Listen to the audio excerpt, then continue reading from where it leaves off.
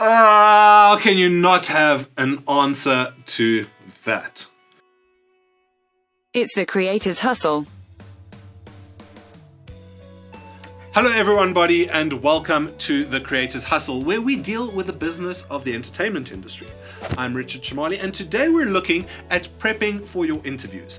First, thanks to our sponsors for the video below, and let's go. So somebody liked your submission and wants to talk to you about it. Or you're touring a new city and a couple of local platforms want to get you in front of their audiences. So all you have to do is rock up and answer questions. Right? Wrong. Interviews are more than just a Q&A, or at least they can and should be.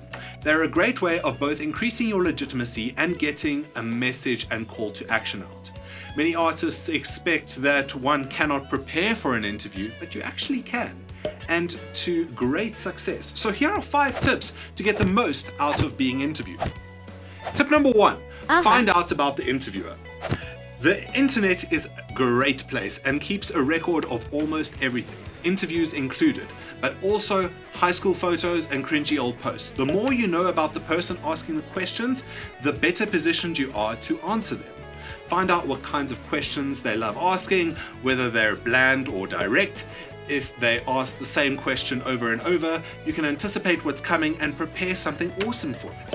If they come across as snarky, you can dig into their history and have snarking retorts to hit back with.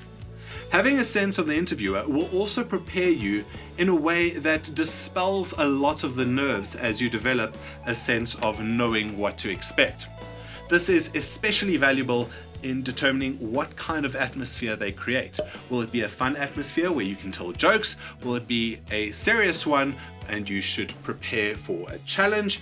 Would it be one where you're allowed to swear, or is there some taboo subject that they just don't like? These are all questions you can answer to give yourself a better idea of what you will do once the interview begins. Tip number 2, market your interview. You want people to know about the interview even if they don't engage with it, because that adds to your legitimacy. So the more people who know about it, the more they will likely tune in, but even those who don't tune in will be like, oh wow, good for them, they're going places, probably. If the platform is worth their salt, they will market the interview themselves too, but often they may forget or simply not do it. So it's up to you to do as much as you can, and even if you're sharing with just your audience, it's good for legitimacy. But if you can make it easy for the platform to share it too, then not only does that increase your reach, but may even convert some of the platform's audience into your own.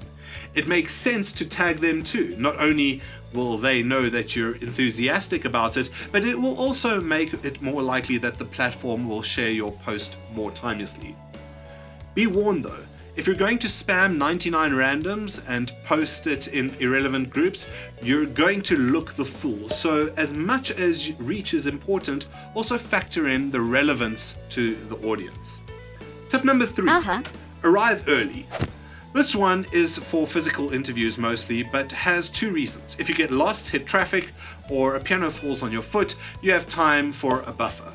Even if something happens and you realize you won't make it, you have the chance to tell the interviewer ahead of time so that they have some time to put in a contingency plan, so as not to disrupt their show or their platform. The second reason to arrive early is that it may afford you some off-mic opportunity to discuss things with the interviewer, plan what you might say, or inform them about some exclusive information you'd like to share, or anything of the sort. What's really great about engaging with your interviewer ahead of time is that you're able to build a rapport and alleviate any awkwardness that might come from just meeting somebody for the first time and having an important conversation with them. Of course, it also makes you look professional, which is a nice look. Maybe don't arrive too early, because as awesome as you are, I don't think people would want to entertain you for 3 hours before getting to the job you're there to do. So the balance is important. But also, this is not exclusive to live and in-person interviews. If you do those email interviews, be sure to get your answers out as soon as possible. And for online streams, log in ahead of time in case some form of outage takes place. Probably have a backup like mobile data tethering on standby. Tip number 4, understand that you're there and that being there is also important for them. You're the subject of the content that the interviewer is building. Without you, there's no content, so milk it. You're there to create good content, and understanding that means you can anticipate what it may take to appeal to that platform's audience. More importantly, you know what you can put out, so make sure the content sounds good and like something that works for the platform you're on, so maximize the reach. Interviews, even live ones, can be recorded, and that lasts forever as part of the internet's reference to your artist profile. So always make sure that the answers you put out there represent you and represent you well. For extra points, you could do some form of research to put out some form of shout out or call out, like finding out who their last guest was and challenging them to some form of collab or a platform thing that's simply marketing on the artist, whatever you will think of. Like, just tell that guy to come back and be like, hey, yeah, let's do something. Maybe they'll be grateful and shout out back to you once they're in their next interview. You never know. But the most important, and this is tip number 5, prepare your answers. But Chem, how do you prep answers for questions you don't know? Well, if you're asking that, you either haven't watched more than one interview or are just actually incredibly lazy. So change that.